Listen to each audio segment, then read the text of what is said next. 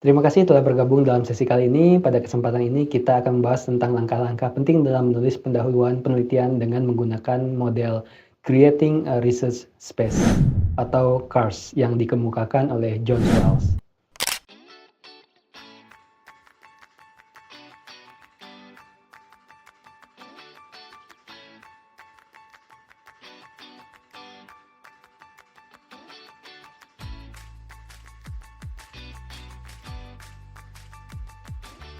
Langkah pertama dalam menulis pendahuluan adalah menetapkan wilayah penelitian.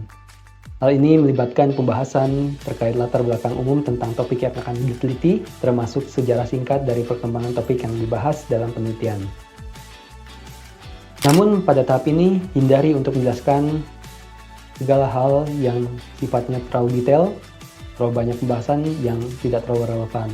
Langkah ini bertujuan untuk memberikan konteks yang cukup kepada pembaca tentang topik penelitian sehingga mereka dapat memahami dengan baik pentingnya penelitian yang akan dilakukan. Langkah kedua adalah menetapkan niche atau establishing a niche. Setelah menetapkan wilayah apa yang diteliti, langkah berikutnya adalah menetapkan niche penelitian Anda atau dalam istilah lain yaitu narasi latar belakangnya menjadi lebih spesifik pada topik yang akan benar-benar diteliti. Hal ini melibatkan penjelasan bagaimana topik penelitian Anda berada dalam kerangka bidang yang diteliti. Misalnya, pada bagian awal pembahasan adalah berbicara tentang peran dan sejarah pemasaran di industri pariwisata, sedangkan di bagian ini mulai spesifik membahas tentang penggunaan sosial media sebagai alat pemasaran di bidang pariwisata. Selain itu, pada langkah ini kita juga perlu menyoroti kesenjangan penelitian, yang mana kita membahas penelitian-penelitian terdahulu yang relevan ataupun mirip dengan penelitian kita. Hasil-hasil dari penelitian tersebut dan tujuan-tujuan dari penelitian tersebut kita sintesa, sehingga kita bisa mengkritisi apa yang belum dilakukan oleh penelitian-penelitian sebelumnya. Pada bagian ini kita bisa menawarkan pertanyaan penelitian baru yang belum pernah dibahas di penelitian terdahulu. Kita juga bisa membahas kontradiksi hasil-hasil penelitian terdahulu. Misalnya, penelitian terdahulu terdapat pengaruh variabel X terhadap variabel Y di salah satu penelitiannya. Namun, di penelitian lainnya ditemukan bahwa tidak ada pengaruh variabel-variabel tersebut satu dengan yang lainnya, sehingga terjadi kontradiksi. Selain itu, di bagian ini kita juga bisa membahas isu yang belum terpecahkan sebelumnya. Langkah ini penting karena membantu membentuk argumen mengapa penelitian Anda penting untuk dilakukan. Dengan kita menunjukkan bahwa penelitian Anda mengisi kesenjangan pengetahuan atau merespon pertanyaan yang belum terjawab, maka Anda memperkuat kebutuhan akan adanya penelitian Anda. Langkah ketiga atau langkah terakhir adalah mengisi niche atau occupying the niche. Yang mana dalam langkah ini Anda akan menetapkan tujuan penelitian, menjelaskan bagaimana Anda akan mengisi kesenjangan penelitian yang tadinya telah dijelaskan sebelumnya, serta memberikan gambaran singkat tentang rencana penelitian Anda atau metodologi yang akan digunakan. Langkah ini bertujuan untuk memberikan gambaran singkat kepada pembaca tentang tujuan penelitian Anda, serta bagaimana Anda akan mencapai tujuan tersebut.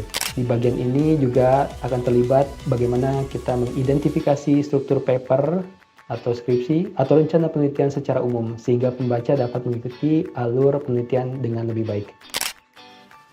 Dengan demikian, dengan mengikuti model CARS ini, Anda dapat menulis pendahuluan penelitian yang kuat dan informatif yang membantu menetapkan landasan yang kokoh bagi pembahasan penelitian Anda.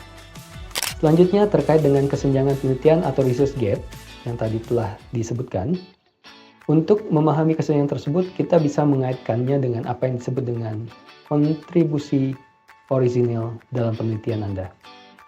Beberapa kontribusi orisinil atau novelty yang dapat dihasilkan dalam penelitian yaitu yang pertama, melakukan pekerjaan empiris yang belum pernah dilakukan sebelumnya. Ini melibatkan proses melakukan penelitian lapangan atau eksperimental yang belum pernah dilakukan di penelitian sebelumnya. Misalnya, penelitian terdahulu hanya konseptualisasi saja tanpa didukung adanya data lapangan, lalu penelitian Anda menggunakan data lapangan. Kedua, membuat sintesis yang belum pernah dibuat sebelumnya. Ini mencakup bagaimana Anda membuat suatu sintesis literatur atau konsep yang belum pernah digabungkan sebelumnya. Contoh utama di sini adalah penelitian yang bersifat literatur review seperti dengan menggunakan metode kajian literatur yang bersistematis atau systematic literature review, sehingga hasil penelitiannya menyuguhkan sintesa dari penelitian-penelitian terdahulu terkait topik tertentu. Ketiga, memberikan interpretasi baru terhadap materi yang sudah diketahui. Maksud di sini adalah memberikan interpretasi baru dari data yang sudah ada sebelumnya. Bisa data yang telah didapat dari penelitian sebelumnya atau secondary data. Di sini peneliti bisa menggunakan data yang mungkin peneliti pernah gunakan sebelumnya, namun dibahas dengan cara interpretasi yang berbeda. 4. Mencoba sesuatu di lokasi penelitian tertentu yang sebelumnya hanya dilakukan di tempat lain. Poin ini mengacu pada upaya untuk melakukan penelitian atau menguji suatu konsep atau fenomena di lokasi yang spesifik yang sebelumnya hanya dilakukan di tempat lain. Contohnya, Anda mungkin tertarik untuk mempelajari kegiatan pemasaran di sebuah lokasi yang belum pernah diteliti sebelumnya, atau Anda mungkin ingin membandingkan dampak kegiatan pemasaran di daerah pedesaan dengan daerah perkotaan, sehingga akan diketahui hasil yang berbeda karena penelitiannya dilakukan di tempat yang berbeda. Kelima, mengambil teknik tertentu dan mengaplikasikannya dalam area baru.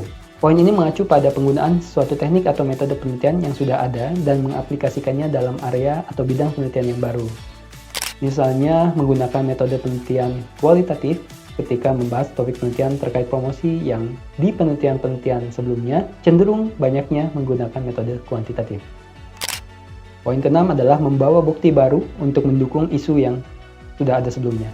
Di sini melibatkan membawa bukti atau data baru untuk mendukung isu atau masalah-masalah yang sudah dikenal sebelumnya. Walau sebelumnya sudah ada hasil penelitian terkait topik tertentu, tetapi Anda menyajikan data yang hasilnya berbeda dari penelitian sebelumnya sehingga kontribusi original tetap muncul di penelitian ini. 7. Menyelidiki dengan pendekatan lintas disiplin dan menggunakan metodologi berbeda. Ini contohnya adalah menggunakan pendekatan lintas disiplin dan metode yang berbeda untuk menyelidiki suatu masalah atau fenomena tertentu di masyarakat. Contohnya menggunakan teori atau konsep dari ilmu yang terkait agama tertentu atau ilmu sosiologi dalam penelitian spesifik terkait pemasaran pariwisata. Kedelapan, menyelidiki area penelitian yang belum dieksplorasi oleh pihak dalam disiplin tersebut. Ini dapat dilakukan dengan cara menyelidiki area atau topik yang belum pernah diteliti oleh penelitian atau peneliti-peneliti pemasaran. Contohnya, membahas topik yang benar-benar baru dalam bidang pemasaran pariwisata sehingga sudah pasti akan ada kontribusi orisinil di dalam penelitian tersebut. 9. Menambahkan pengetahuan dengan cara yang belum pernah dilakukan sebelumnya.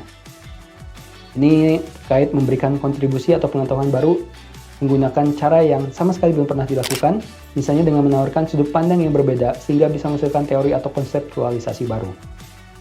Demikian penjelasan terkait penulisan pendahuluan dalam suatu penelitian. Semoga dapat memberikan pemahaman baru dan dapat dijadikan pedoman dalam menulis bab pendahuluan nanti.